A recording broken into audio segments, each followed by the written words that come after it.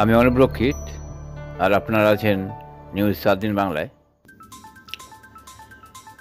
মুখের ওপর সত্যি কথা অকপটে বলতে পছন্দ করেন অভিনেত্রী স্বরা ভাস্কর।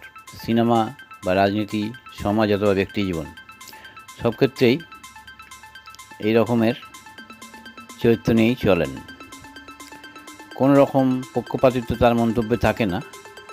সে কারণেই নাকি বলিউড ইন্ডাস্ট্রিতে তার কাজ নেই। সরাসরি এই অভিযোগ করছেন স্বরা নিজেই। সদ্য এক সাক্ষাৎকারে স্বরা বলেন, অভিনয় করতে ভালোবাসি বলে এই পেশা বেছে নিয়েছিলাম।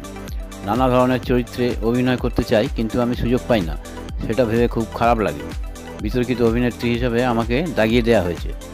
অভিনেত্রী মনে করেন, যখন পরিচালক, প্রযোজক, ডিস্ট্রিবিউটররা এই ধরনের কথা বলেন, একটা ইমেজ তৈরি হয়ে যায় বাজারে। তার ক্ষেত্রেও সেটাই হয়েছে। যে জিনিসটা ভালোবাসি সেটা করতে পারছি না, খারাপ লাগে। তবে এজন্য আমি মুখ বন্ধ করতে পারবো না। কোনো বিষয়ে আমার মতামত থাকলে তা জানাবই, নাহলে আমার দম বন্ধ লাগে, বলেন অভিনেত্রী স্বরা ভাস্কর। প্রতিবেদন নিউজ 7 দিন বাংলা।